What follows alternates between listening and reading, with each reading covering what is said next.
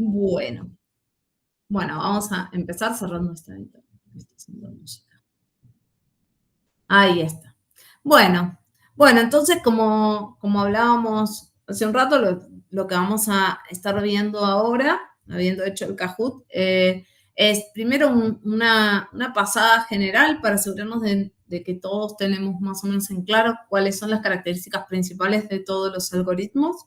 No de todos los algoritmos que estamos manejando nosotros en este curso, ¿no? Y vamos a ver después algunos ejemplos en un notebook y después tengo un par de páginas que si llegamos vamos a ver cómo arman los clusters y si no, después se las paso por si quieren jugar con simulaciones de cómo arman los clusters, que puede estar buena para ver gráficamente. Vamos a empezar compartiendo.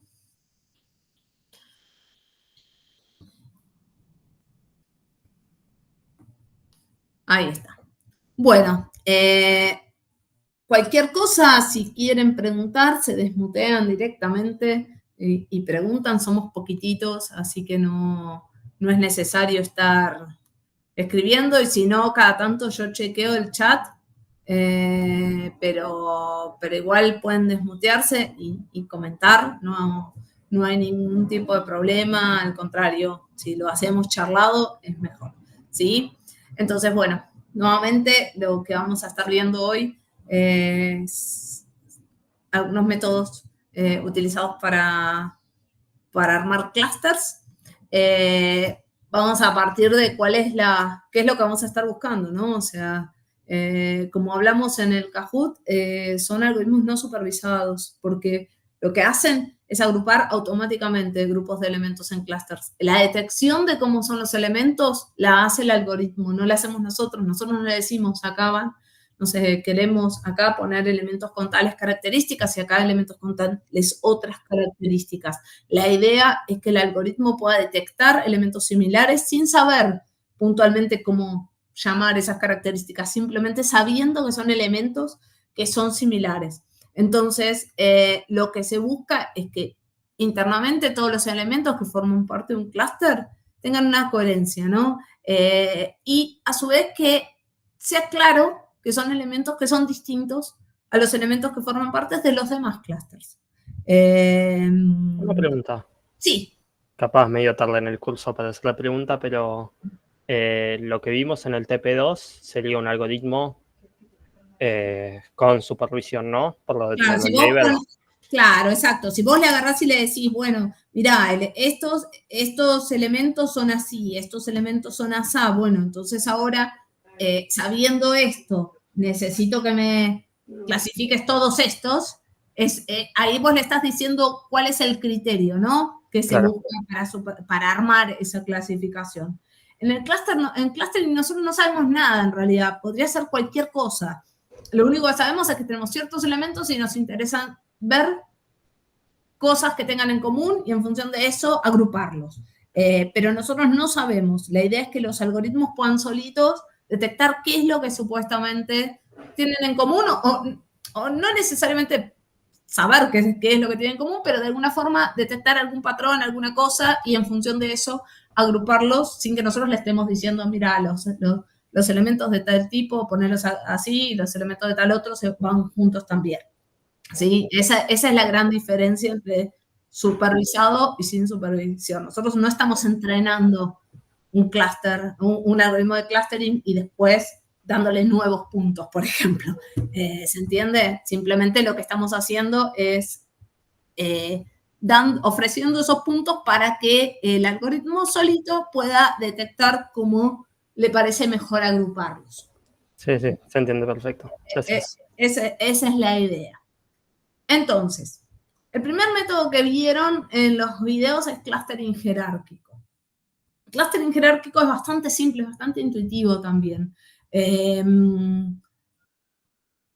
Tiene como, digamos, tiene el problema de que de repente escala mal, ¿no? Porque nosotros tenemos pocos puntos, pero fíjense que si nosotros queremos estar calculando en cada etapa cuáles son los 2 puntos más cercanos, es muy difícil, ¿no? Porque son muchas las cuentas que habría que hacer, o sea, es muy demandante.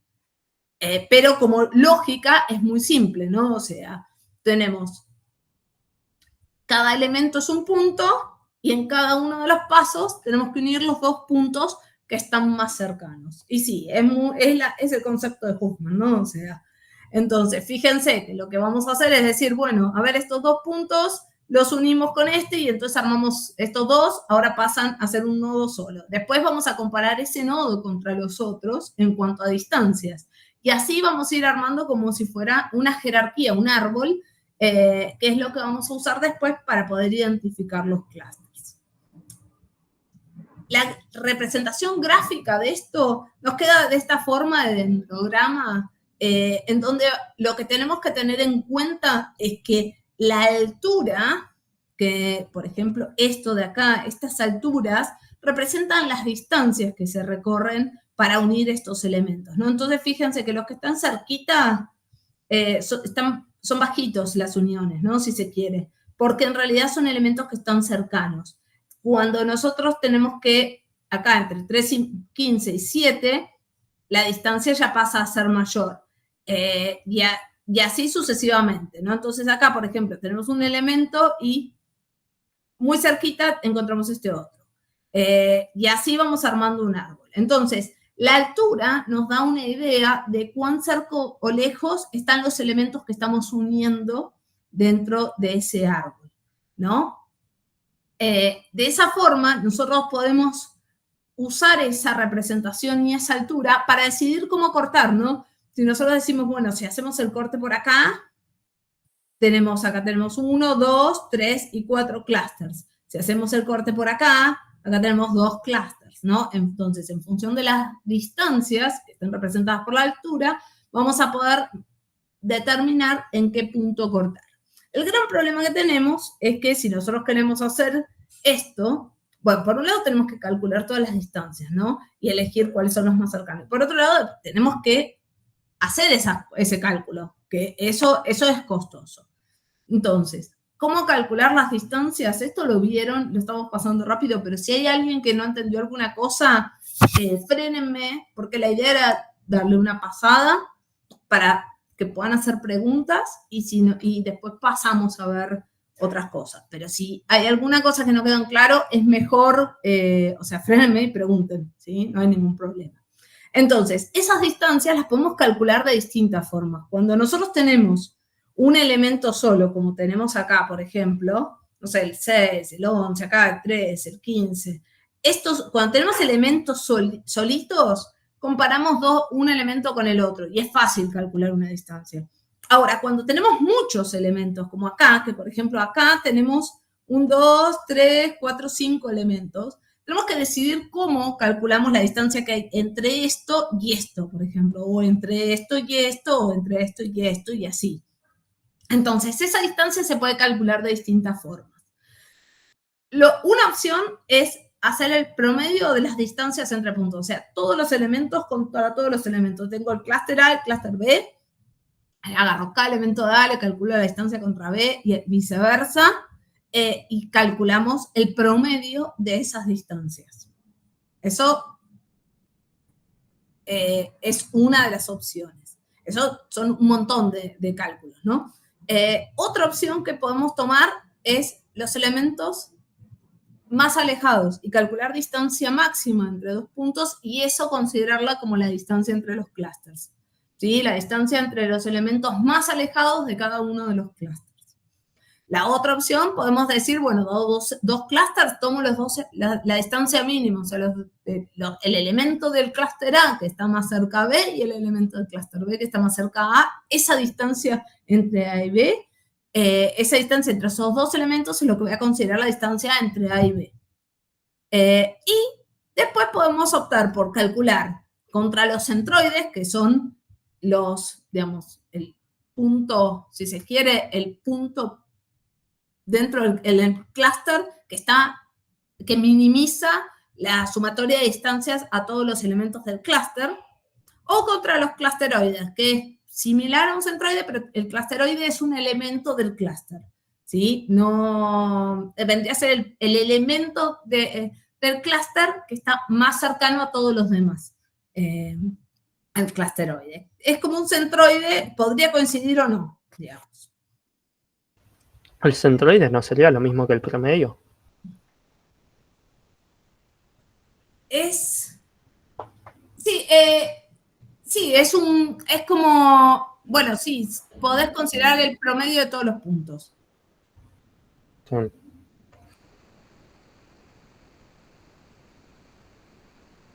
Podés calcular esa distancia entre los centroides y eso podría ser un punto, un elemento o no, ¿no? Entonces, si nosotros queremos tomar elementos del clúster, podrían ser clusteroides, en realidad, lo vamos a llamar clusteroides, pero en realidad es similar, ¿no? El tema es que tenemos que, ahí calculamos la distancia entre lo que sería el centro de uno de los clústeres y el centro del otro de los clústeres, ¿no? Entonces podemos tomar la máxima, la mínima, el centro o el promedio entre todos contra todos. Eso como opciones de distancia, ¿no? ¿Alguna consulta sobre jerárquico?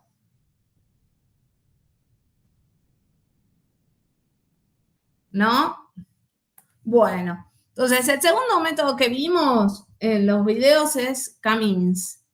K-means tiene varias variantes, ¿no? Es muy simple, intuitivamente es súper simple de ver y es fácil de implementar y calculo que más, pero tiene opciones y no necesariamente tiene los mejores resultados. Entonces es bueno para ciertos tipos de datos, pero para otros no nos va a servir K-means. Entonces,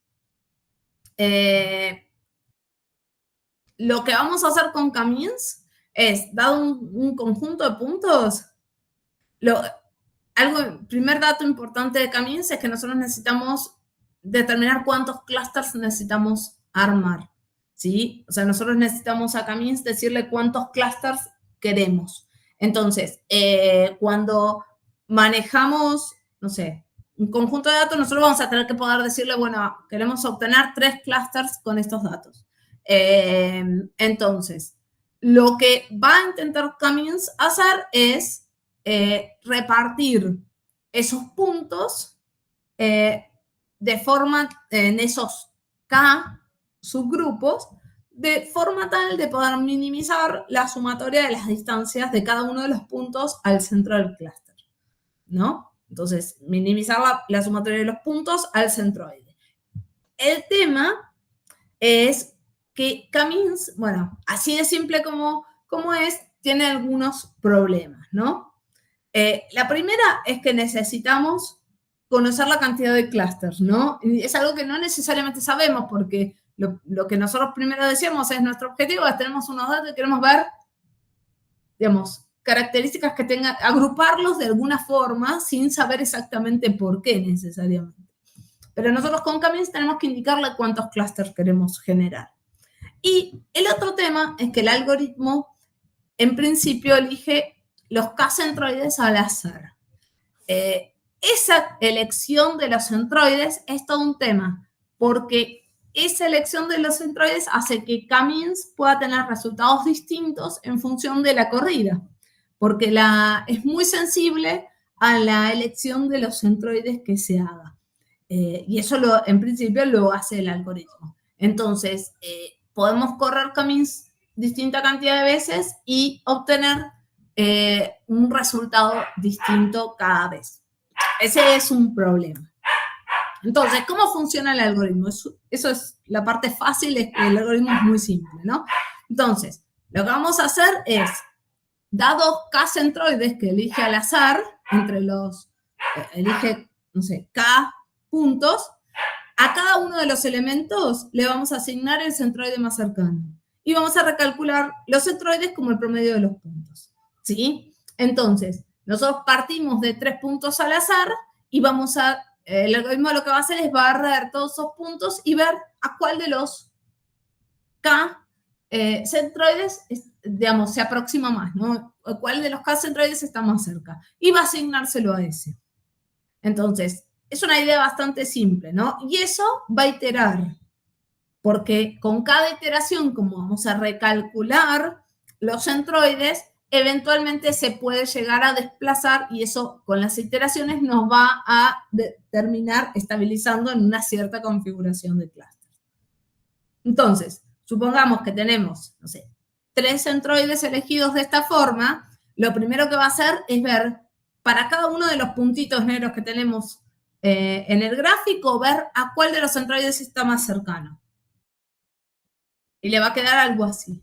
Lo que vamos a hacer entonces es recalcular esos centroides calculando el promedio de estos puntos, ¿no? El naranja, por ejemplo, no puede ser una representación del promedio.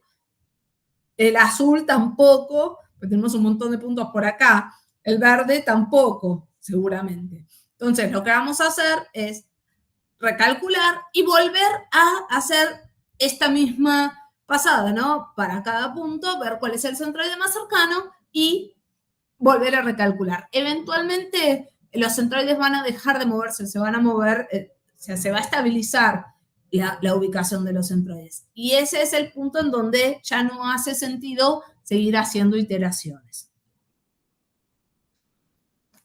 Si vieron en el Cummings, como es distancia, siempre va a tener estas formas, ¿no?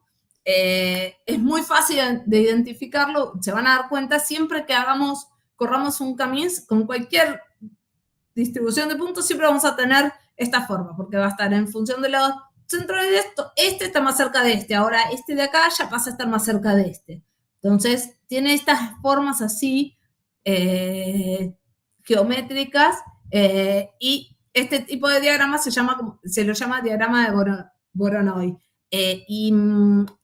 Van a ver que siempre van a obtener configuraciones de este tipo. El tema es que no siempre, o sea, tal vez para los puntos de acá arriba sí era válida este cálculo. El tema es que no siempre nos va a pasar esto. Los clústeres podrían tener ciertas formas y Cummings no es capaz de poder identificarlo porque lo único que hace es calcular distancias. Entonces vamos a ver otros métodos que nos permitan hacer esto, ¿no? O sea, identificar esos clústeres que no responden a estos patrones. Entonces, ¿qué temas tenemos como puntos a analizar cuando trabajamos con Cummings? Primero tenemos que ver el K, tenemos que identificar cómo le vamos a decir cuántos clústeres necesitamos armar.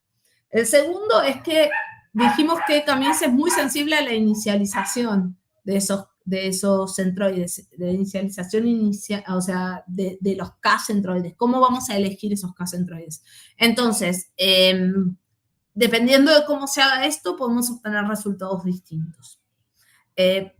Para solucionar este tema, vamos a ver Cummings más, en donde, bueno, vamos a hacer un ajuste de selección como para ayudar al algoritmo a que identifique mejor los clústeres. Y vamos a ver, por otro lado, Cummings Online, que es otra variante, que es la que nos permite ver, manejar clústeres y generar clústeres con flujos de datos continuos, streams, o si no, grandes volúmenes de datos en donde tenemos que ir agregando elementos al clúster y no podemos estar iterando por cada elemento que agregamos, volver a calcular todo otra vez, porque realmente sería, irrealizable. Así que no se puede. Entonces, con respecto al K, hasta acá vamos bien, chicos. Interrumpan tranquilos,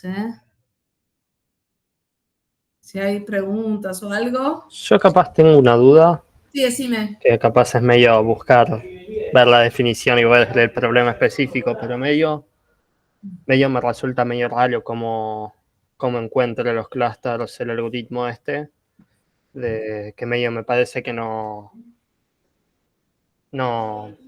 cumple, digamos, la definición del clustering que vimos, que habla de que los elementos de un clúster tienen que ser muy similares entre ellos y muy distintos elementos de otros clústeres. Sí. Pero medio en el gráfico que habíamos visto un par de filmones atrás, sí. Los puntos que estaban en el medio que no son muy distintos al que estaba justo al lado y estaba de pura casualidad en otro clúster. Sí, el primer tema es que eventualmente no vas a tener tantos, digamos, vos me decís ponele este y este, ¿no? Claro, eso es que medio que... Lo que pasa es que el primer problema que tenés con Camins es que vos no tenés outliers. O sea, todos los puntos están asignados a algún lado. Claro. Si nosotros hiciéramos o sea, estos de acá, por ejemplo, sí, podés identificarlos como elementos similares. Estos de acá también, estos de acá también. Ahora, Claro. a estos puntos que están por acá, posiblemente no deberían estar asignados a ningún clúster. Nosotros con Camins asignamos todos los elementos a algún clúster. No necesariamente es lo que necesitamos. Tampoco necesariamente tenemos tantos puntos ahí en medio, ¿no? Pero entiendo lo que vos decís. Eventualmente otro algoritmo en este caso funcionaría mejor. Claro. Sí. Se entiende entonces. Gracias. Sí, no, por favor. Bueno, entonces, con respecto a cómo encontrar el K, creo que lo mencionaba en el video Joaquín. Lo que vamos a hacer es ver o sea, probar varios valores y ver cuál es el valor que mejor resulta, ¿no? Y como métrica, por ejemplo, se puede usar la sumatoria de las distancias dentro del clúster. Eso nos da una idea de cuán cercanos son los elementos que están en el clúster, dentro del clúster, y ver con distintos valores de K para ver en qué punto, si nosotros seguimos agregando, eso no varía, ¿no? Entonces, lo que hacemos es calcular para distintos, por ejemplo, cantidades estos son valores posibles de K, ¿no? Acá tenemos 2 clústeres, acá tenemos 3 clústeres, tenemos 4 clústeres, 5 clústeres, y así, para cada uno de ellos, calculamos las distancias entre los elementos del clúster, ¿no? Por ejemplo. Entonces vemos cómo se arma la gráfica.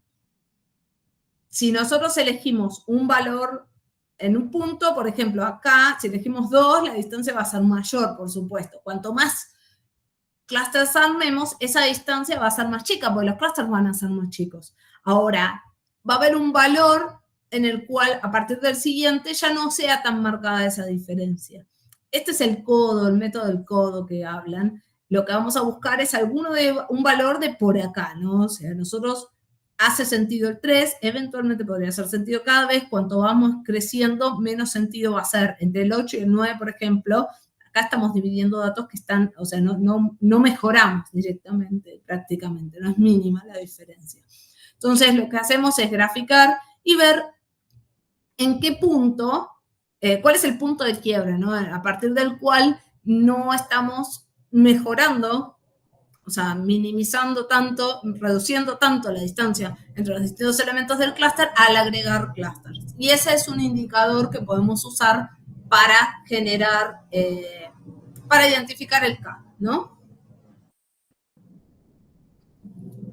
Ahora, ¿cuál es el tema con la inicialización? Nosotros, imagínense, si nosotros ponemos elementos, dependiendo de dónde pongamos, hay elementos que podrían quedar muy mal asignados, ¿no? Si nosotros tenemos 2 puntos que están muy cercanos, como pasa acá, por ejemplo, en este gráfico, de repente tenemos una situación en donde tenemos un solo clúster que está dividido como si fueran 2. Eso está claramente mal.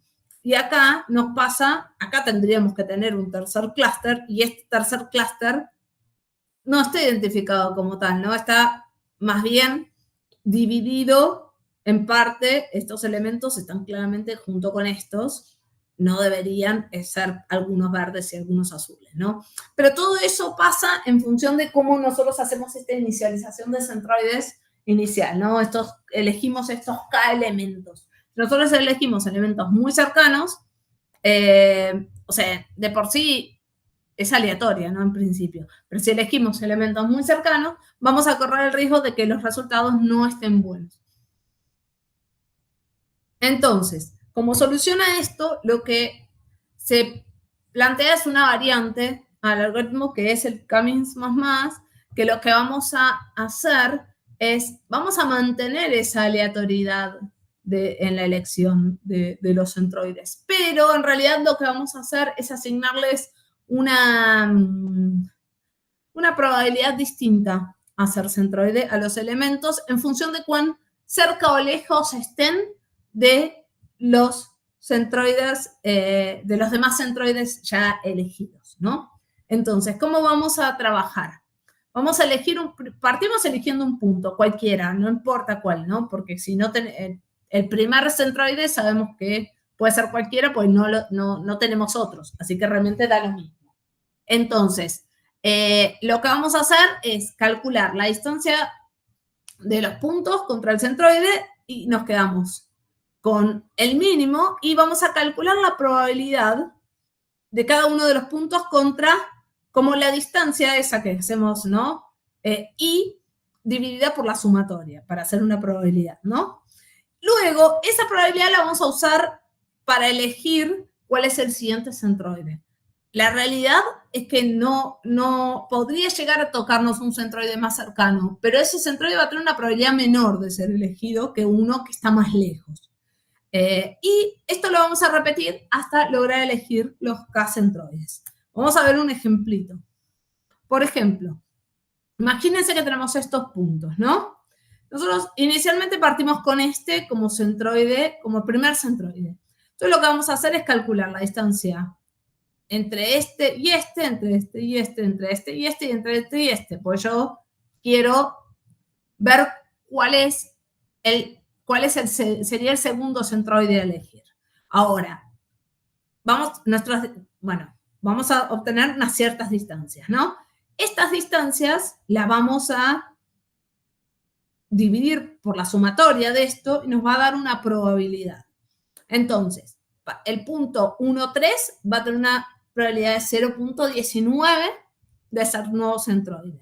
El punto 3,2 va a tener una probabilidad de 0.26 de ser nuevo centroide. El punto 4,4 de 0.19 y el punto 6,6 de 0.35. El punto 6,6 es el más alejado. Entonces, eventualmente, nosotros podríamos decir, bueno, tendría que ser el más lejano, pero en realidad no necesariamente va a ser el más lejano. Lo que vamos a hacer es, con estas probabilidades, elegir un punto. En algún caso nos va a tocar el que tiene mayor probabilidad. En algún caso nos va a tocar otro que tal vez tenga una probabilidad intermedia.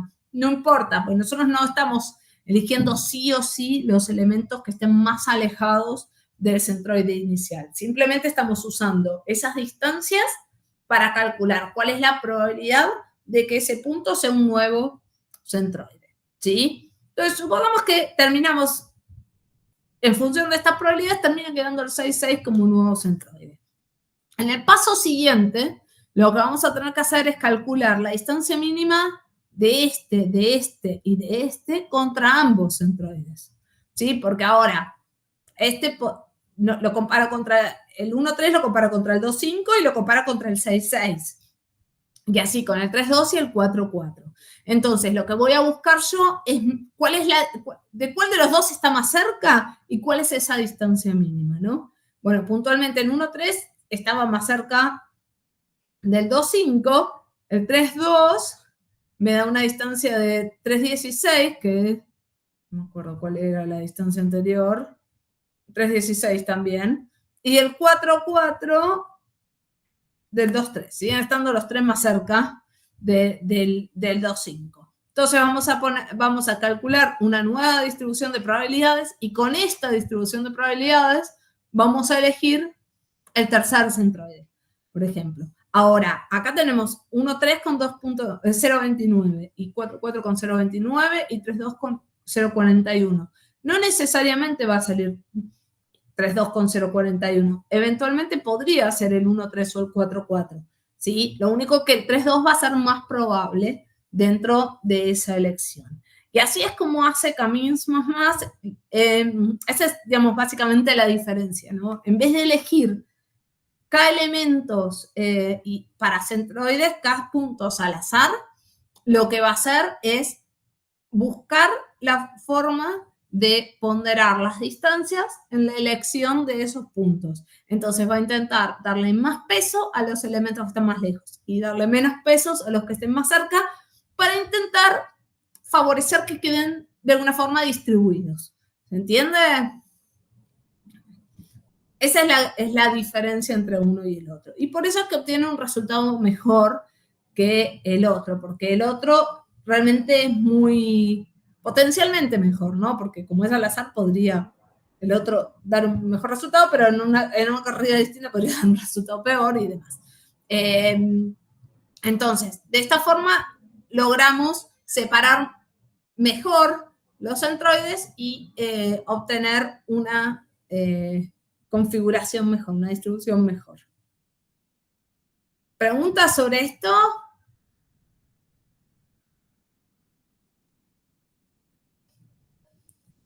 Bueno, ¿y cómo funciona la variante online? La variante online, en realidad, la idea de la variante online es, imagínense que nosotros tenemos flujos de datos, ¿no?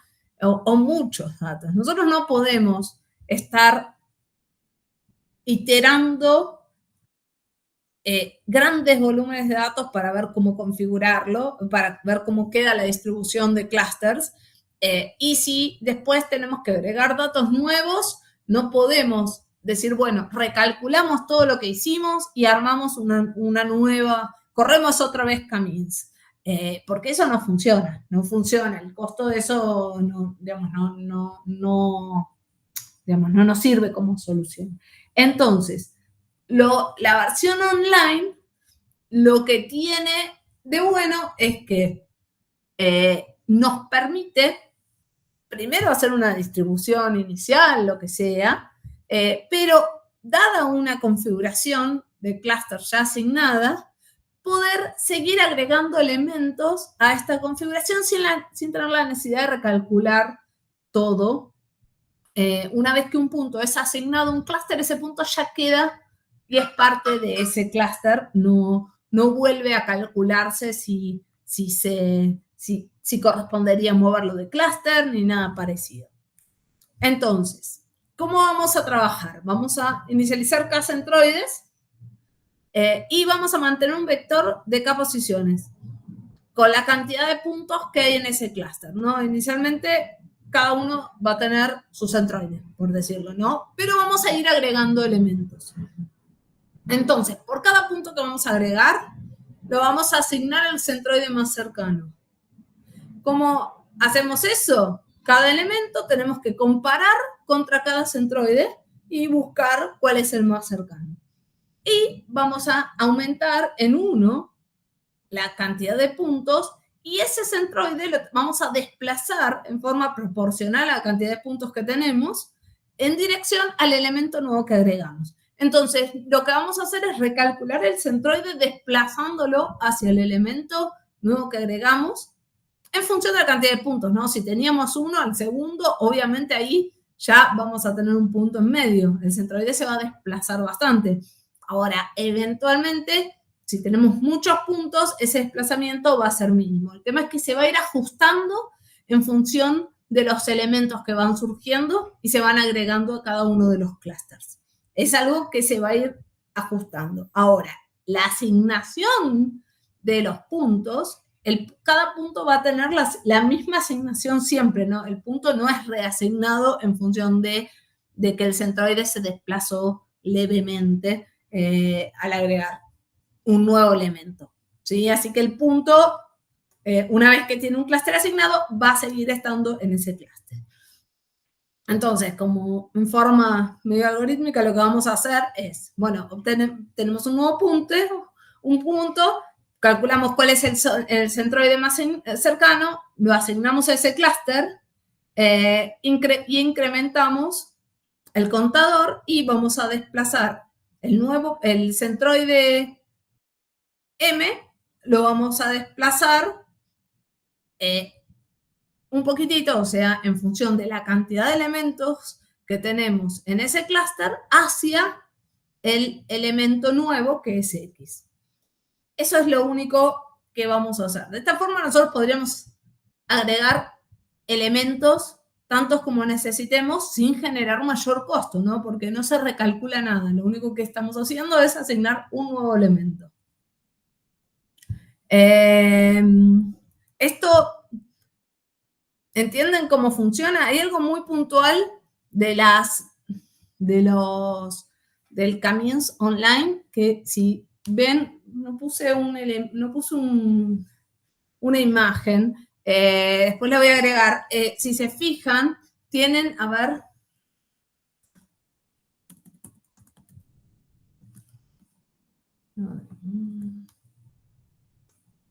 espérenme un segundo. Algo interesante del Camins Online es que como los elementos,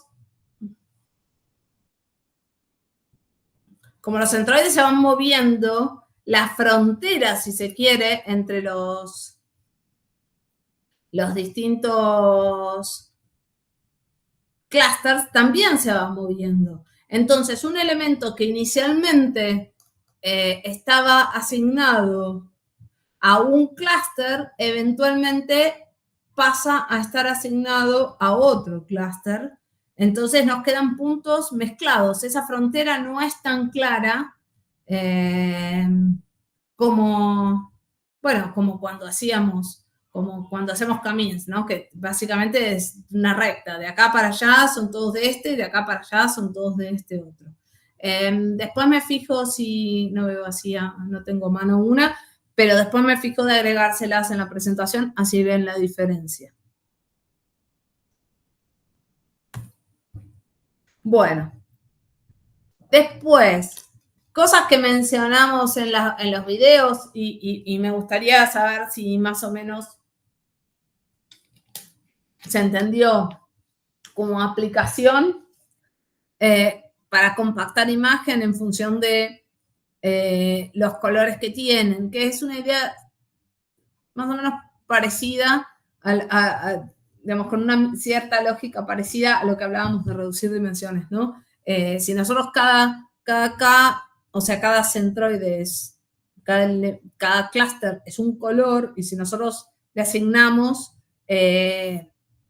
los puntos del color del centroide, eso nos permite poder representar una imagen con K elementos, ¿no? O sea, con cada elemento corresponde a uno de los K puntos, o sea, uno de los K colores.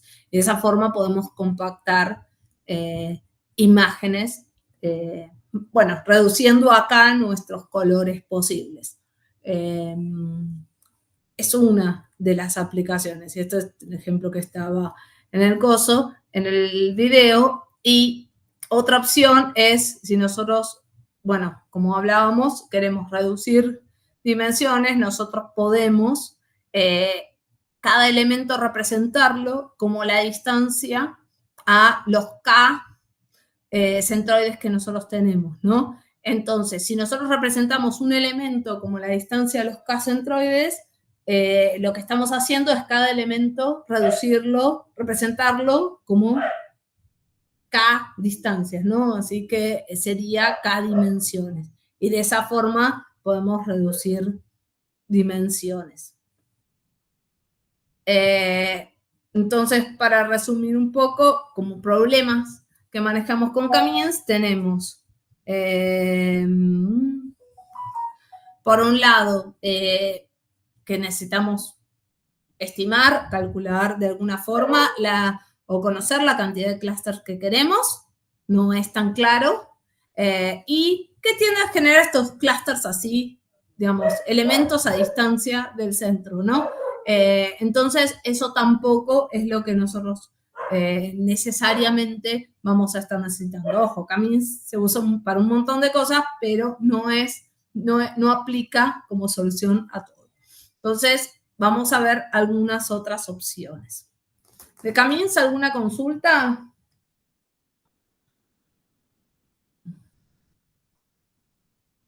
¿No? Bueno. Entonces, vamos a seguir con clustering espectral. Clustering espectral no pretendemos que puedan hacerlo, o sea, queremos que entiendan la lógica No pretendemos que, digamos, que puedan calcular todo, sabemos que tiene algunas cosas de álgebra, no necesariamente todos lo tienen tan claro, pero si les interesa que puedan usarlo como punto de partida, ¿no? Entonces, bueno, es un algoritmo muy poderoso, se basa en álgebra lineal.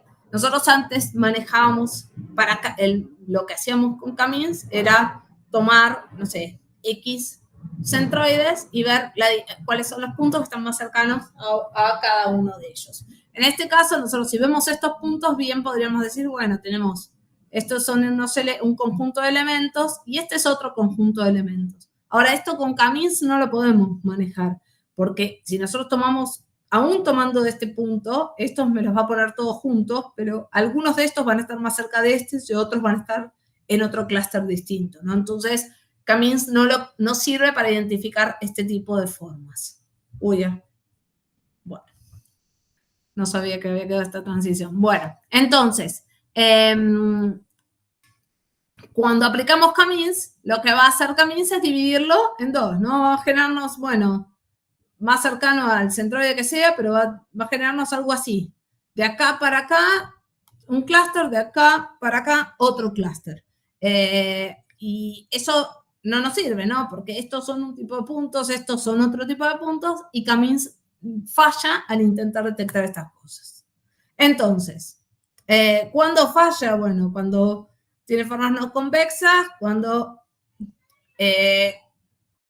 las distancias son binarias, que es lo que habíamos visto en el Kahoot. Nosotros, K-means, no puedes calcular la distancia entre puntos porque o tenés una relación o no tenés una relación en una red social. Entonces, si querés armar comunidades en base a K-means, no sirve. Pero entonces tenemos que buscar otra alternativa. Y para esto podemos usar clustering espectral.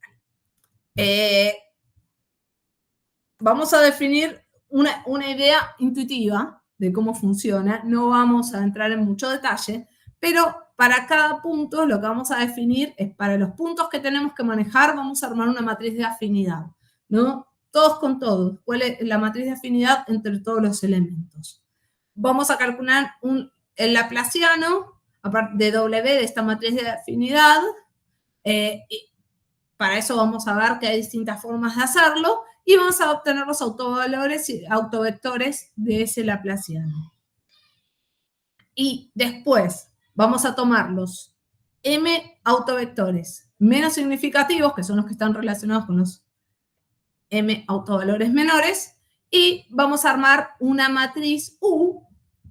Vamos a normalizar esa matriz U y vamos a aplicar K-means sobre esa matriz normalizada. Y lo que vamos a hacer luego es, cada elemento de esa matriz se va a corresponder con un elemento de nuestro conjunto original, ¿no? Entonces, vamos a hacer esa asignación de que nos va a hacer K-means con esa matriz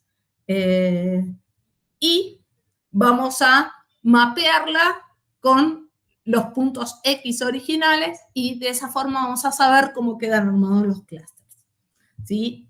No pretendemos que lo hagan a mano, si se quiere, pero sí que entiendan que lo que vamos a estar haciendo es una transformación en función de la matriz de afinidad.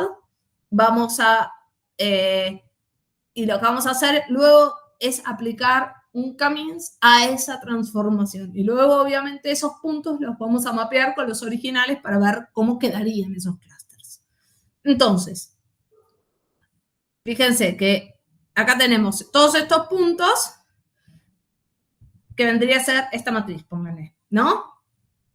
Cada uno de estos puntos es uno de estos elementos. Entonces, sobre esta matriz, vamos a armar la matriz de afinidad.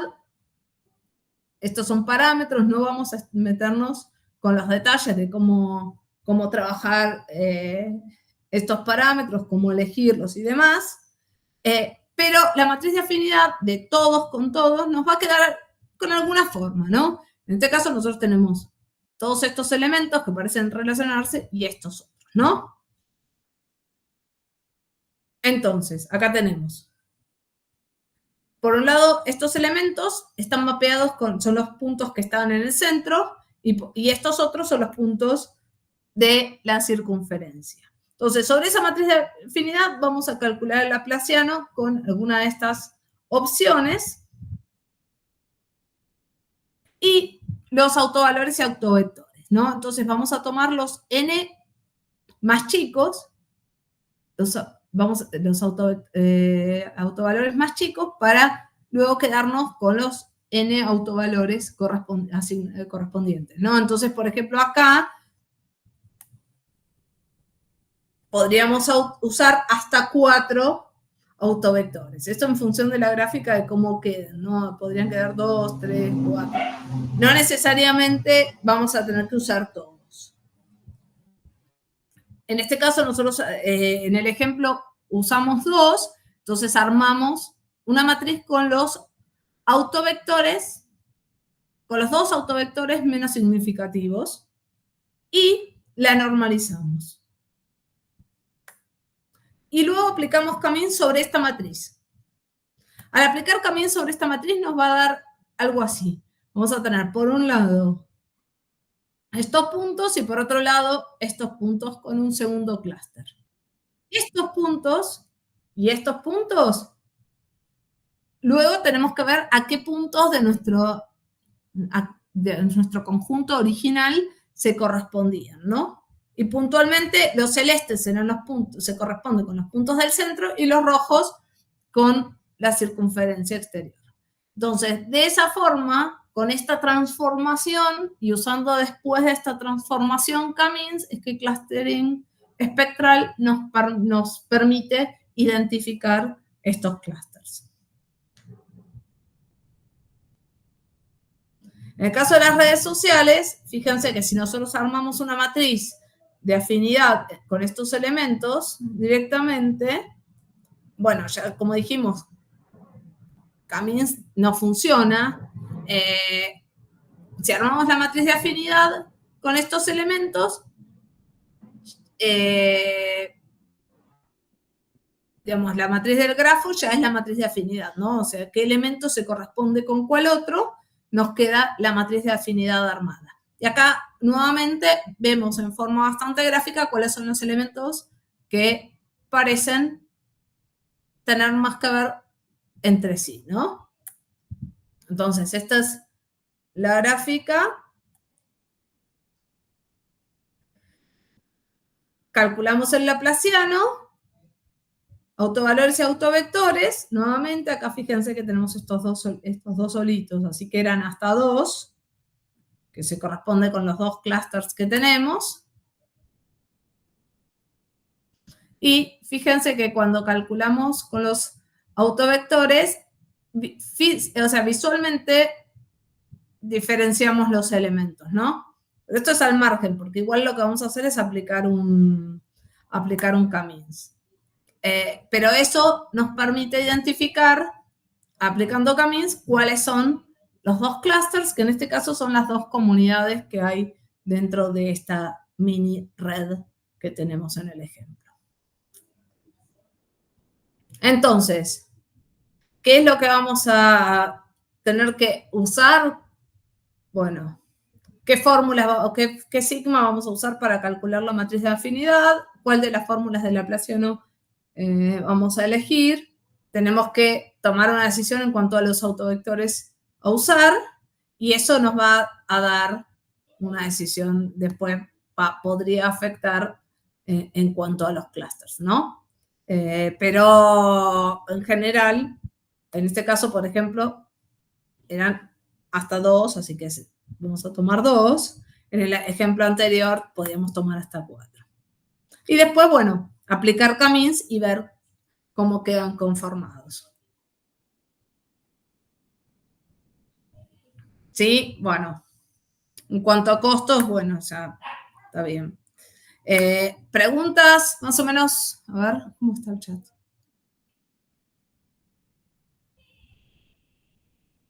No. Bueno. Una pregunta. Sí, decime. ¿En qué forma elegimos los parámetros? Porque onda, en los ejemplos que estaban dando acá, bueno, son gráficos de dimensiones Entonces, No, medio que... por eso te digo, no. La idea de esto es que puedan tener una idea de cómo funciona, pero bajo ningún punto les estamos dando elementos suficientes como para que ustedes lo hagan con esta información, ¿no? O sea, Claro. por eso les decía, la idea es que puedan entender que lo que estamos haciendo es una transformación de este conjunto de datos original, usando álgebra, básicamente. Lo que estamos haciendo de alguna forma, si se quiere, es mapear un conjunto de datos en otro que a Camins le va a resultar más favorable, ¿sí? Claro. Pero ese es el punto en el cual pretendemos que entiendan esto, no en que nos puedan decir qué parámetro les resulta mejor, ¿sí? Eso realmente... No, pero yo me refería más a, tipo, en los gráficos que vemos acá, bueno, uno puede ver visualmente si se está agrupando bien o no, pero si tengo un dataset donde hay más dimensiones que 2, medio uno, ¿cómo puede saber si se está agrupando bien y los parámetros están bien o se está yendo una agrupación que no es óptima, digamos? Sí, digamos, visualizar los datos, seguramente igual, digamos, bueno, depende de qué datos, sí, pero podés tener una visualización de los datos para tener una idea, pero en cuanto a, o sea, la realidad es que para muchas cosas lo que tenés que hacer después es aplicar algunos, digamos, ver cómo te quedan los clústeres, cuáles son las distancias que te quedan, si tienes coherencia y ver para qué lo querés usar, ¿no? Pero en este caso no, digamos, realmente excede mucho el alcance de la materia poder calcular el sigma, por ejemplo. Claro. Bien. Gracias. ¿Sí? No. Bueno. Cummings LSH. Imagínense otro uso de Cummings. Clustering espectral usa Cummings, ¿no? Vimos recién. Otro uso, poder calcular, aproximar en forma, digamos, más económica, si se quiere, cuáles son los elementos más cercanos. Imagínense, si nosotros tenemos un Cummings, bueno, en donde generamos K clusters, ¿no? Una cierta cantidad de clusters. Y cada uno de los elementos, obviamente, va a estar asignado a un cierto clúster y ese clúster va a estar identificado a su vez con su centroide, ¿no?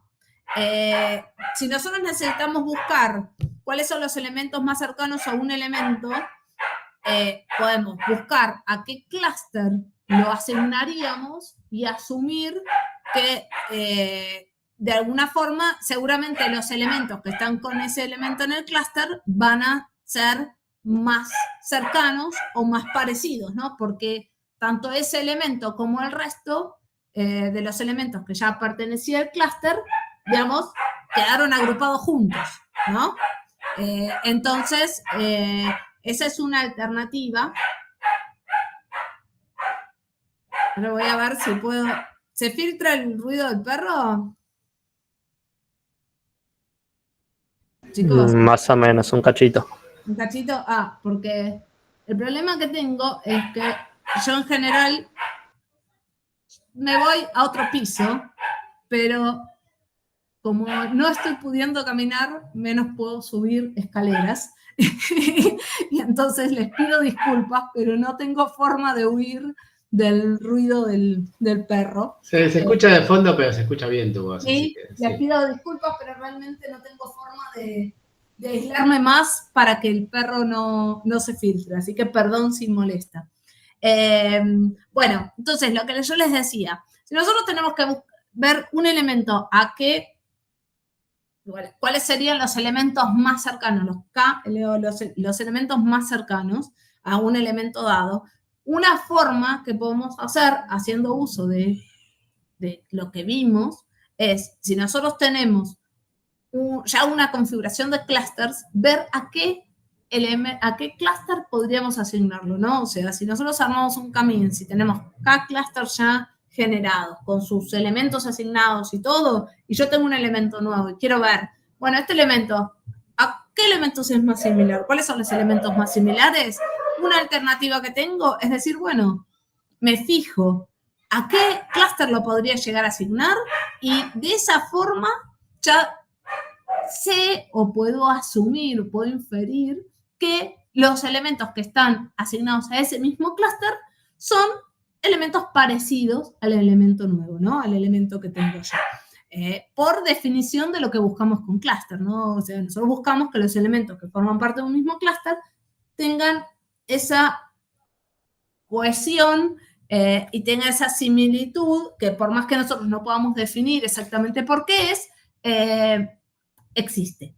Entonces, agregando un elemento a un clúster, de alguna forma estamos diciendo que ese elemento tiene esa misma similitud o tiene algo en común con los otros. Entonces, si yo quiero buscar los elementos más cercanos, en vez de comparar todos con todos, o sea, contra todos los elementos, podría comparar directamente contra los centroides, ¿no? Y ver a cuál centroide estoy más cerca con mi elemento y los demás elementos que están en ese clúster, vamos a asumir que son los elementos más cercanos. Entonces, partimos de un conjunto de m puntos.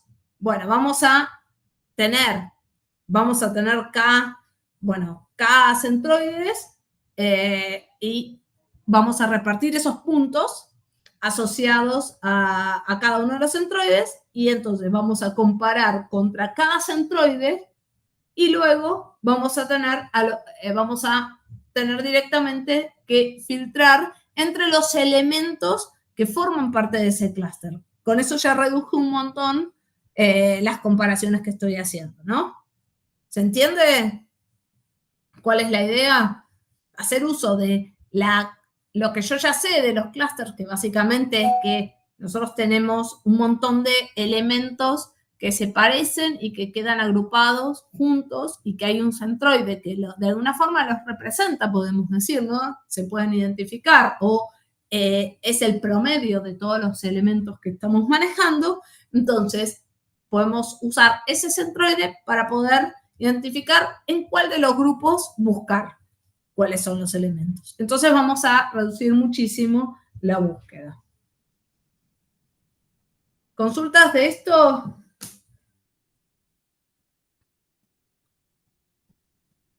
Bueno, entonces vamos a pasar a DBSCAN. Nosotros vimos K-means, vimos clustering espectral que tiene, digamos, una cierta flexibilidad, ¿no? O sea, nos permite ir más allá de las estructuras que encuentra el K-means y nos permite buscar otras formas. Y vamos a ver ahora con DBSCAN un approach distinto. Entonces, con DBSCAN lo que vamos a intentar hacer es buscar clústeres en función de las densidades. O sea, cuán cercanos o alejados están los puntos. Yo voy a definir qué es un punto cercano para mí, cuántos puntos tienen que estar en una cierta zona para considerar que es una zona densa, y con ese criterio y esa definición voy a buscar cómo armar los clústeres. Eso es lo que hace DBSCAN. Entonces, detecta clústeres automáticamente, no necesitamos indicarle cuántos elementos, o sea, cuántos clústeres queremos armar. Yo DBSCAN no necesito decirle, bueno, tengo 3 clústeres. No, o sea, se nos va el parámetro K que manejábamos hasta ahora, ya no necesitamos agregar o indicar o buscar una forma de identificar cuáles son esos K elementos, esos K clústeres que vamos a identificar. Y lo otro que tiene DBSCAN es que nos permite marcar outliers, o sea, identifica qué puntos simplemente no pertenecen a un clúster. Con K-means nosotros todos los puntos los asignamos. Con DBSCAN no necesariamente. Si hay un punto que no pertenece a un clúster porque no está en una zona densa, simplemente asumimos que ese punto no es parte de la configuración que necesitamos. Entonces, ¿qué es lo que vamos a estar manejando? Vamos a estar manejando, por un lado, el concepto, la distancia mínima que vamos a estar buscando entre dos puntos para considerar que están dentro de un mismo clúster, o sea, el concepto de densidad, ¿no? O sea, para considerar que dos puntos son parte de un mismo vecindario, si lo quieren decir, ¿a qué distancia tienen que estar esos puntos? Y por otro lado, vamos a estar buscando cuántos puntos tienen que estar a esa distancia para considerar que la zona es densa, ¿no? O sea, para decir, bueno, acá tenemos tantos puntos, acá podemos considerar que esto es un clúster nuevo, porque si no yo tengo dos puntos que están cerca y no por eso voy a tener un clúster, a lo mejor son dos outliers. Entonces, necesito saber cuántos puntos voy a buscar dentro de la misma zona para considerar que eso puede ser considerado un clúster. Entonces, ¿qué es lo que va a hacer? Va a empezar con un punto cualquiera. Si pertenece a un clúster, bien. Si no pertenece a un clúster, o sea, si pertenece a un clúster, se va a fijar si tiene estos K puntos que habíamos identificado antes a una distancia menor a E. Si tiene puntos en su entorno, esos K puntos, va a agregarlos al clúster que pertenece. Y si no pertenece a un clúster, va a iniciar un clúster nuevo, ¿sí? Pero entonces lo que va a buscarse es, a esa distancia E, ¿cuántos puntos tiene? Y yo voy a tener que definir cuántos puntos para mí son suficientes como para considerar que eso es un clúster. Entonces, va a barrer todos los puntos, ¿no? Entonces, a distancia, supongamos que busca 4, entonces acá a este, empieza con este no está en el mismo clúster, porque tiene uno solo, entonces este no es un clúster. En este, se fija cuál es el círculo, busca 5 creo acá, pues si buscara 4 este sería, bueno, busca 5, entonces acá tiene solo 3, entonces este no es, pasa acá. Se fija y acá sí tiene 5. Entonces marca estos 5. Entonces pasa acá, se fija y acá no hay más sin marcar. Pasa acá y el centro de este son 5. Entonces agrega este y después para cuando pasa este tiene solo 3, así que este lo termina identificando como otro y este es otro. ¿Sí? Entonces acá tenemos un clúster y después tenemos un B, un C, que son cosas distintas, digamos, elementos separados de este clúster, y un N que también es un elemento separado, ¿sí? Entonces, los elementos, la zona densa que identifica es esta. Acá ya no llega a considerarla densa porque fíjense que en el entorno de este hay solamente 3, ¿sí? Y en el entorno de este también había 4 y buscábamos 5. Entonces, con este método que parece bastante lógico, si se quiere, intuitivo también, ¿no? O sea, se fija si en una zona tenemos suficientes elementos como para poder considerar un clúster y entonces lo considero un clúster y si no, no. Como vamos barriendo todos los elementos, es mucho más fácil poder identificar elementos, clústeres distintos y formas distintas, ¿no? Entonces, es muy efectivo identificando cosas que un K-means nunca nos llegaría a identificar. Incluso sabiendo qué elementos simplemente no deberían formar parte de la configuración. Acá fíjense que también hay elementos puntitos sueltos que tampoco son parte de la configuración. ¿Sí? Bueno, este tipo de cosas el DBSCAN lo puede identificar porque obviamente va barriendo los círculos, va barriendo cada una de estas elipses, va haciendo así, va identificando, ¿no? Entonces, esto un K-means no lo podría llegar a hacer jamás. El problema que tiene es que como nosotros le tenemos que decir cuál es la distancia en la que nosotros queremos encontrar los elementos y cuántos elementos encontrar a esa distancia para considerarlo un clúster, eventualmente, cuando los clústeres tienen densidades distintas, como en este caso, nosotros acá tenemos un montón de elementos juntos, pero acá tenemos elementos aislados y acá también, Y si se fijan, si bien tienen densidades distintas, claramente hay como 3 grupos de cosas, ¿no? Esto es bastante claro que esto es algo, estos son de un tipo, estos están por otro lado y estos están por otro lado. Y acá tenemos uno solito.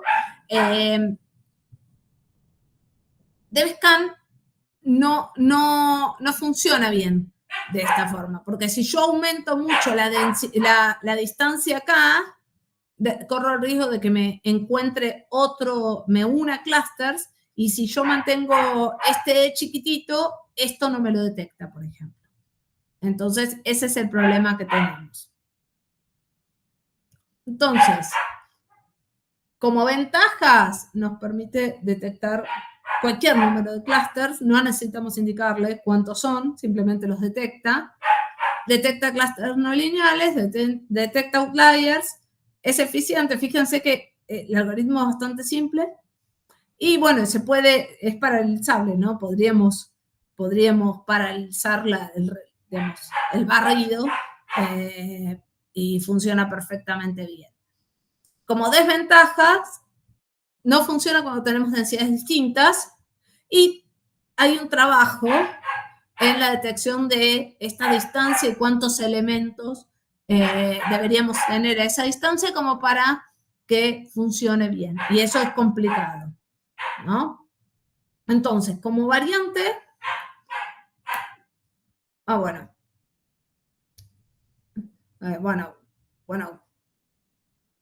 tenemos que buscar los puntos a una cierta distancia, bueno, eso se puede manejar, no importa eso. Como alternativa a ese método, lo que vamos a ver es el HDBSCAN. El HDBSCAN en realidad también se basa en densidades, pero lo hace distinto. No hace un barrido de elemento por elemento para ver cuántos elementos están en su zona o en su vecindario, para ver si puede considerarlo un clúster o no. HDBSCAN lo que hace es une clústeres más chiquitos recursivamente hasta ir armando un único clúster. Por eso queda una estructura jerárquica también, ¿no? Porque va uniendo un montón de elementitos y termina formando un último elemento. Y el trabajo con esto va a ser detectar en cuáles son los puntos de corte en donde nosotros vamos a identificar, a decir que pudimos identificar efectivamente los clústeres, ¿no? Maneja densidades variables y formas variables, o sea, tiene esa ventaja con respecto a DevScan, que manejaba formas variables, pero no era bueno manejando densidades variables. Y entonces, fíjense, cuando nosotros teníamos un DevScan, nosotros teníamos, no sé, estos elementos graficados, nosotros teníamos que elegir en cuál era nuestro punto de corte, ¿no? Y el resto era ruido, por ejemplo. Acá teníamos 1 y 1, por ejemplo, con DevScan. Nosotros con HDBScan nos permite identificar cuáles son los puntos de corte, y puede tener puntos de corte distintos según cuáles sean los clusters, y de esa forma representamos las densidades distintas, ¿no? A ver, cosas que van a estar más alejadas, pero que claramente forman parte de un conjunto, entonces las va a tomar como un clúster, que DevScan no lo detectaba. Si se fijan, al manejar una única densidad es difícil, porque uno tiene que elegir dónde cortar, ¿no? Entonces, o falla reconociendo algún clúster, o termina uniendo cosas, o falla dividiendo, por decirlo, ¿no? Pero cuando nosotros manejamos densidades distintas, nosotros acá, fíjense, en este caso, por ejemplo, podríamos decir, bueno, cada pico es un clúster, ¿no? Ahora, cuando nosotros, en este caso, cada pico es un clúster, pero porque la unión de ambos picos acá es como muy bajita, ¿no? Es muy cortita. Tenemos más pico que unión, si se quiere, por decirlo de alguna forma. En este otro caso, por ejemplo, también tenemos 3 picos, pero acá los que son chiquitos son los picos. La unión es la que más perdura. Entonces acá podríamos identificarlo como 2 clusters en vez de 3. Y esto es lo que veían en el video, que es el mismo concepto que veían de acá, llevado al gráfico que les mostraba Joaquín en el video. Fíjense que acá tenemos un clúster, acá lo que tenemos que evaluar es cuánto perdura, o sea, cuánto dura hasta llegar a unirse o a dividirse entre otros, ¿no? Acá, por ejemplo, tenemos un clúster y acá tenemos 2 y después la unión es bajita. Sería este mismo ejemplo, ¿no? Ahora, si vamos a este caso, nosotros tenemos un clúster y fíjense que acá la mayor parte, fíjense que la mayor parte está unida y tenemos luego 2 puntos, que es como si tuviéramos este ejemplo, ¿no? Entonces, en este segundo caso, nosotros vamos a considerar que tenemos 2 clústeres. En este primer caso, vamos a considerar que tenemos 3 clústeres. No es tan simple, pero hay que evaluar, digamos, el método lo que hace es evaluar estas cosas, ¿no? O sea, cuánto perdura cada uno de los clústeres o cuánto tarda en unirse a otros. En este, por ejemplo, perdura poco.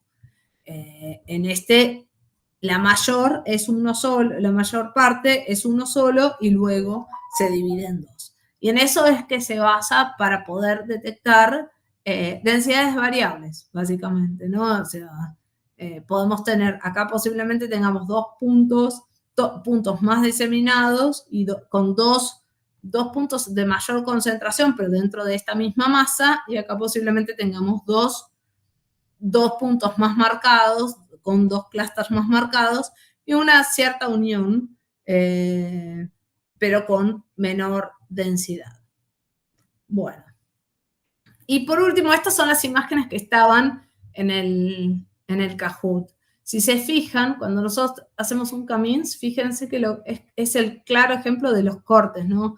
Hasta acá, hasta acá, hasta acá es uno, hasta acá es otro, acá pasa por acá, todo lo que está acá es rojo, todo lo que está acá es amarillo, todo lo que está acá es azul, todo lo que está acá es verde, violeta y así, ¿no? El DBSCAN mejora eso, nos permite identificar, por ejemplo, que esto de acá, que no debería ser 2 clústeres distintos, están todos juntos, que acá también estas formas es mucho mejor identificando cuáles son los elementos que forman parte de cada uno de los clústeres, y aparte tenemos algunos outliers, ¿no? Porque acá, imagínense todos estos puntos, por ejemplo, este punto es amarillo, no tiene absolutamente nada que ver con los elementos que están acá. DBSCAN lo detecta, y HDBSCAN, como maneja densidades variables, sabe, por ejemplo, que esta masa es una cosa, que esto de acá tiene que estar separado de esto de acá, por más que haya algunos elementos que se unan acá. Y bueno, y las demás formas son las mismas que había detectado ya el DBSCAN, ¿sí? Entonces, eso básicamente es lo que lo vuelve un poco mejor al HDBSCAN, ¿no? O sea, que nos permite detectar este tipo de divisiones que acá el DBSCAN simplemente no se da cuenta. Fíjense que acá, como hay puntos en medio, todo esto era una misma cosa para el DBSCAN, pero HDBSCAN se dio cuenta de que esto y esto tenían una densidad, digamos, mayor. Esto era claramente un elemento y esto era claramente otro. Lo mismo con este y este. ¿Preguntas?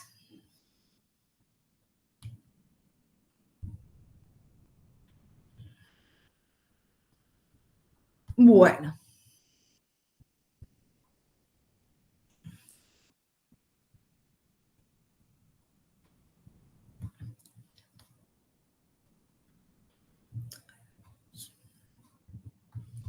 Bueno. Entonces acá tenemos un notebook en donde tenemos algunas pruebas y la idea es dejárselos para que ustedes puedan hacer otras pruebas si quieren o correrlo. Hay algunas cosas que tardan más en correr, así que para que no se haga muy tarde, les voy a ir mostrando y bueno, pueden tocarlo y modificarlo ustedes después por su cuenta. pero para que tengan como ejemplo.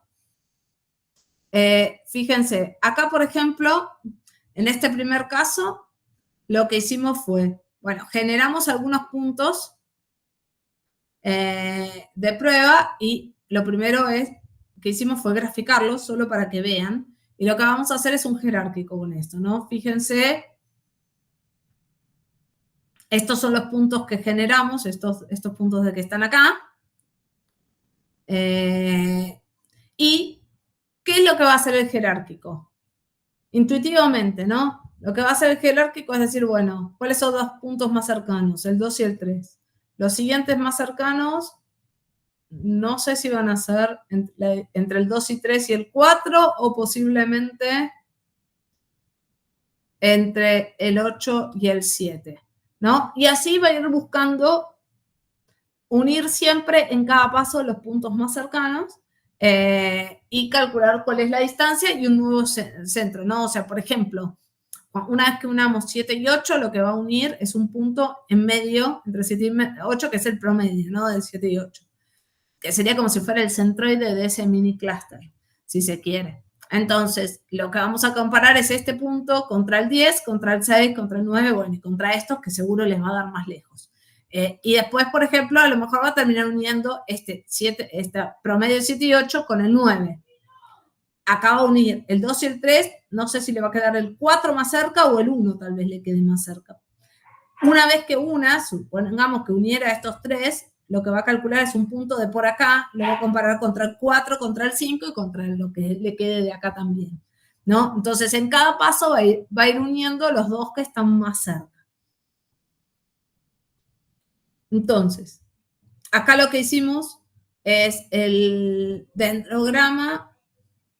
A ver, vamos a ver si puedo. Ahí está. Más chiquito. Y acá tiene el 2 y el 3, que les mostraba al final, el 4 estaba más cerca y después los termina uniendo con el 1. Entonces el 2 y el 3, después une el 4 y después entre el 2 y el 3 y el 4 lo une con el 1 y último lo une con el 5. ¿Sí? Fíjense, acá les queda un clúster. Y después el otro clúster es el 7 y 8, que lo une con el 10, con el 6 y con el 9. Marca el 7 y 8, acá va a tener un punto intermedio que lo une con el 10, le va a quedar por acá. El 6 va a estar más cercano, le va a quedar después, no sé, algo como por acá posiblemente, y finalmente une al 9. El resto ya están más lejos.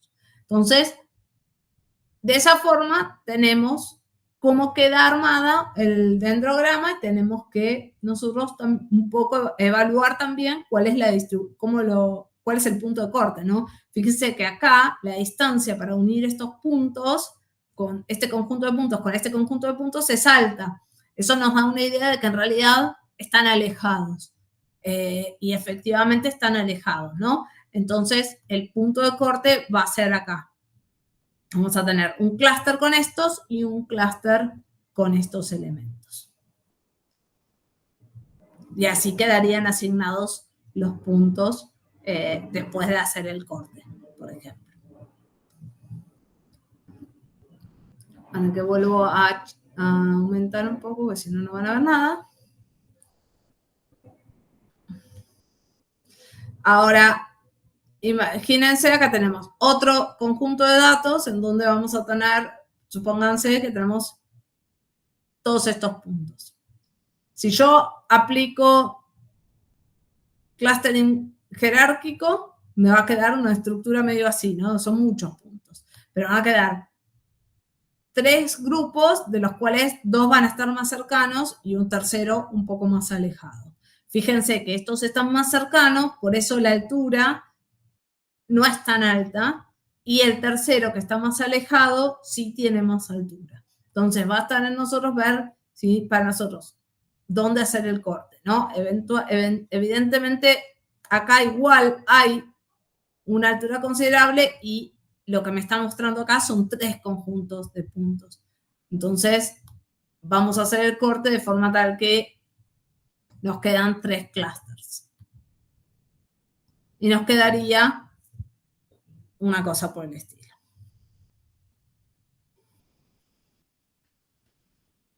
esto yo después se los dejo para que ustedes puedan correrlo, no pretendemos que lo escriban, ¿no? O sea, son todos ejemplitos para que vean y puedan tener para poder probar cosas.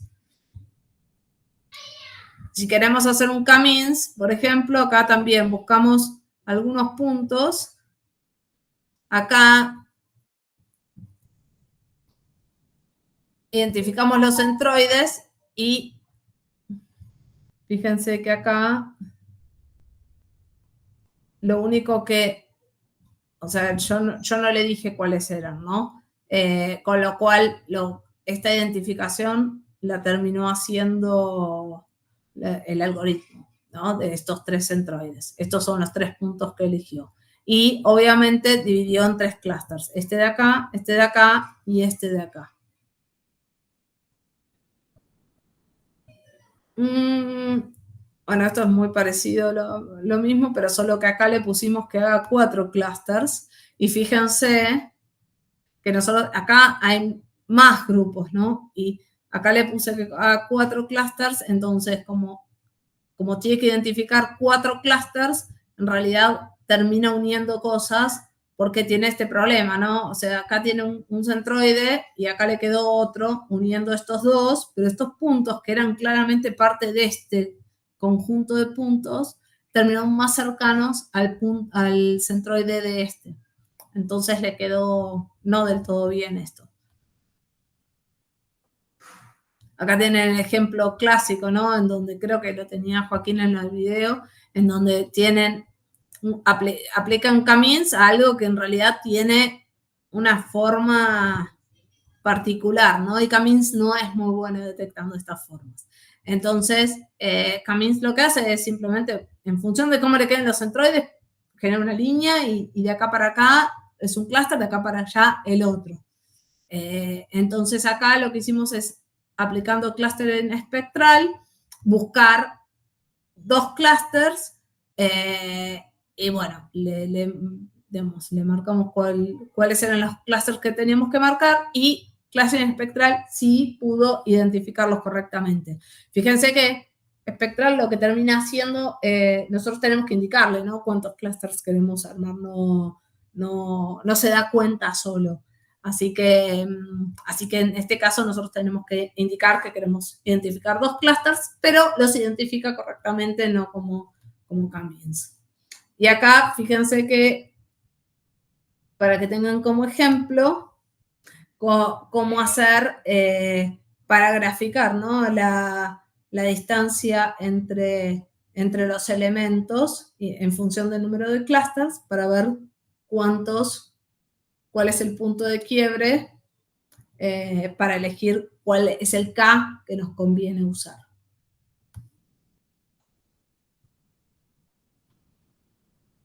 Bueno, y por último tenemos algunas cosas con... esto no esto es medio...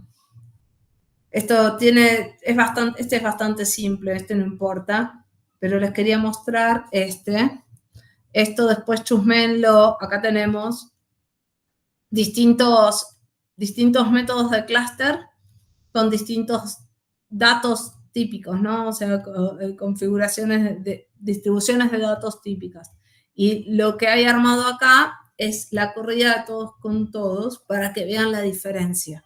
Eso lo pueden chusmear después. Fíjense que todo lo que sea K-means siempre tiene este patrón, ¿no? De que si tiene formas particulares, no las sabe identificar bien. Acá sí, pues identifica 3 clústeres, pues tiene, digamos, pero bueno, acá tenemos algunos outliers que los une esto, pero identifica 3 clústeres. Pero estas cosas así, rayas no, porque si tiene un centroide acá y tiene un centroide por acá, para K-means, acá hay una raya, estos están más cerca de este y estos están más cerca de este, y ya está, no logra identificarlos correctamente. Entonces hay ciertos tipos de datos que los puede distribuir bien, mejor, y otros que no tanto. Bueno, después clustering espectral, también tenemos bastante parecido. Esto es un ejemplo parecido al que vimos antes en la presentación. Este está arriba, por si después lo quieren chusmear también. Pero es bueno identificando este tipo de cosas, ¿no? Ahora, cuando tiene un montón de puntos distribuidos, fíjense que como termina siendo un Kamins y fuerza la cantidad de clusters, porque nosotros le estamos diciendo, no sé, generar tantos clusters, termina siendo parecido a lo que es el Kamins, ¿no? O sea, que es básicamente dividir los puntos en la cantidad de clusters que tiene en función de dónde le quedaron los centroides y ya. Después los otros dos que está bueno para que chusmen son estos dos. Bueno, los colores es lo mismo, ¿no? No se fijen porque eso tiene que ver nada más con el gráfico. Pero como identifican en ambos casos, acá identifican igual, lo que varía es HDBScan. Fíjense que acá, en este caso, logra identificar mejor que todo esto es parte de una masa. DBScan acá identifica como cositas, pero como tienen densidad distinta, esto, por ejemplo, no lo considera parte de esto mismo. No se da cuenta de que estamos hablando de lo mismo. Lo mismo acá, esto que está en violeta, no se da cuenta que es lo mismo del verde, o sea, que está cerca del verde, porque acá hay como una leve separación, ¿no? Entonces ahí falla. En cambio, HDBScan funciona mejor.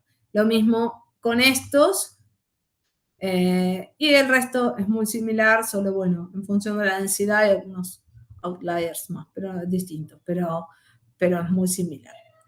Esto se los voy a dejar después para que lo puedan chusmear y ver cómo si quieren probar o cambiar cosas para que puedan ver cómo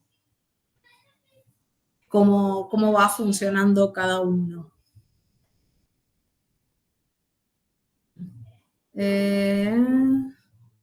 A ver. Sí, las clases las suben después. No sé si falta una. Si falta una, después lo chequeamos.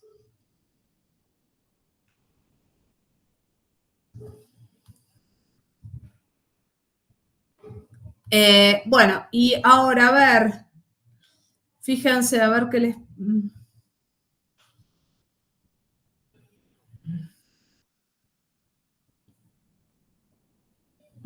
Fíjense, por ejemplo, vamos a ver este. Después les paso los links también, pero...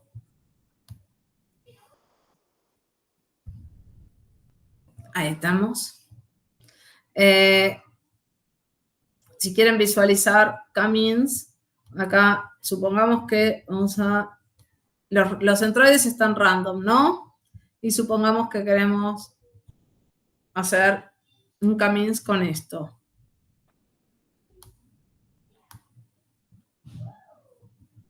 A ver, random. Vamos a agregar un par de centroides. Fíjense que a medida que uno agrega centroides, lo que hace es partir esto en la cantidad que corresponde, ¿no? Y esto termina quedando de esta forma. Como el centroide le queda acá, estos están más cerca de acá, son así y así, y no hay mucha vuelta. Si yo agregara un centroide,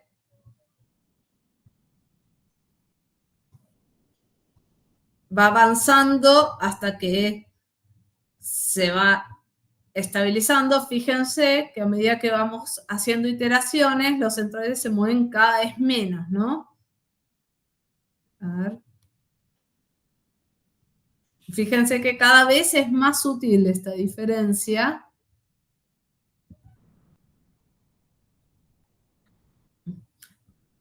Hasta que va a llegar un punto en el cual se va a estabilizar. Pero es mínima. Al principio hay como más ajustes, después simplemente se empieza a desplazar levemente.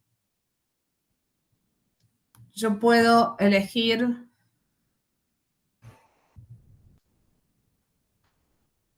¿Qué son estos DBScan? Esto porque después lo vamos a probar con DBScan. Pero esto, obviamente, Kamins lo va a identificar muy mal, ¿no? Pero DBScan, la idea de DBScan es ver hasta qué punto identifica cuando se le deja de ser la densidad que identifica, ¿no?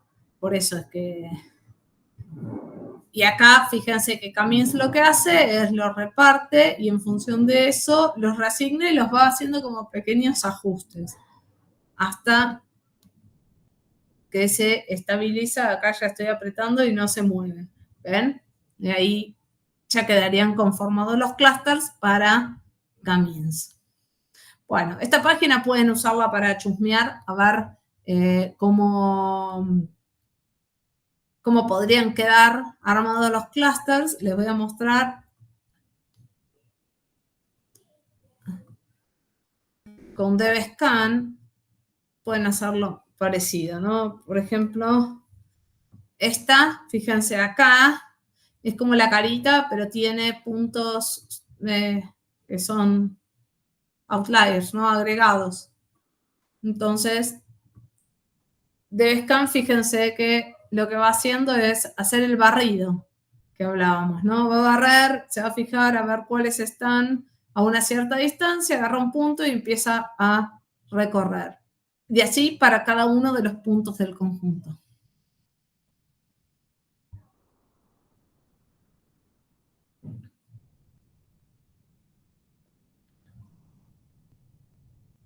Fíjense como hay algunos puntos como estos de por acá, que como no tenía suficientes puntos dentro de su zona, los marcó como outliers.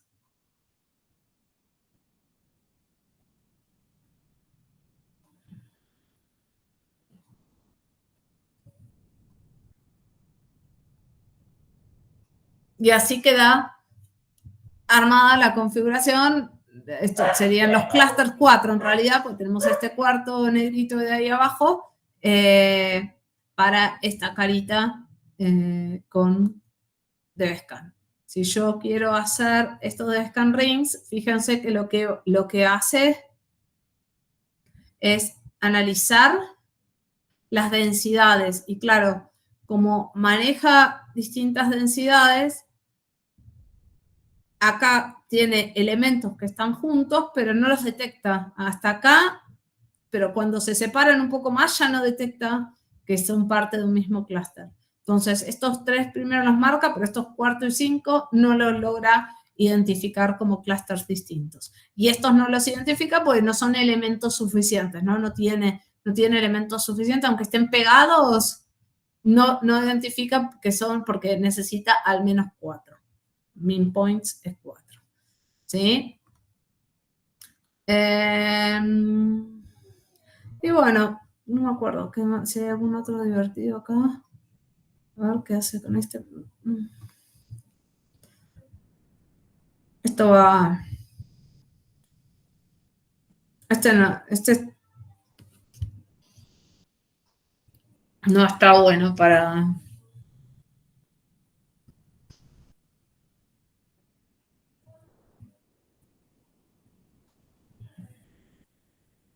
Porque mayormente los va a identificar como una gran masa. Bueno, ahora lo voy a dejar con, pero no está bueno.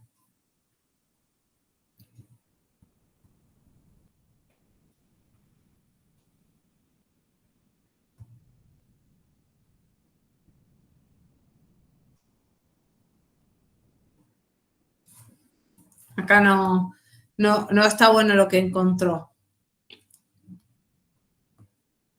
No, este ejemplo no va tampoco.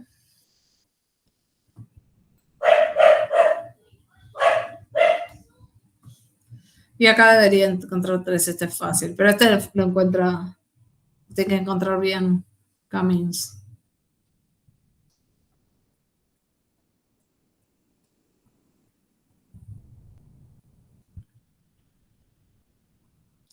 La única diferencia que vamos a tener si corremos un Camins son los outliers.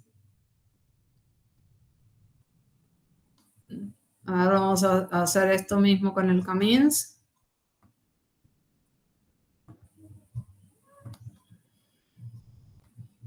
Restart y vamos a...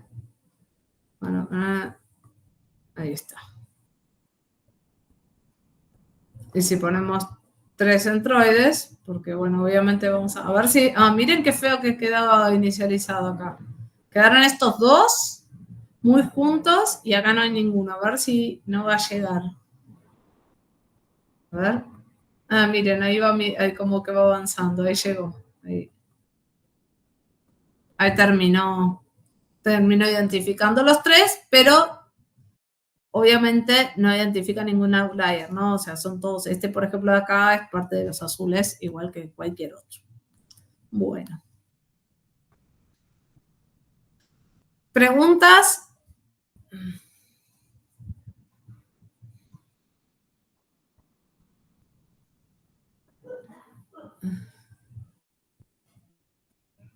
Bueno, si no tienen preguntas, lo que vamos a hacer es después les paso la presentación, les paso el notebook y les paso los links. Ahora les agrego los links a un slide nuevo de la presentación, que no lo tengo, pero para que los tengan ahí a mano. Y con eso podemos cortar por hoy. Revísenlo. Si tienen dudas, nos preguntan. La fecha de reentrega, Dami, en principio no. Vamos a intentar mantenerla. Y posiblemente se corra un día. Un par de días, sí. Un pequeño ajuste, sí. Pequeño ajuste, no mucho más porque si no ya invadimos las fechas de examen.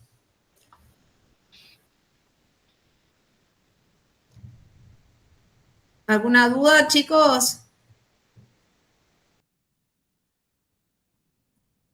Bueno, creo que entonces podemos cortar por hoy.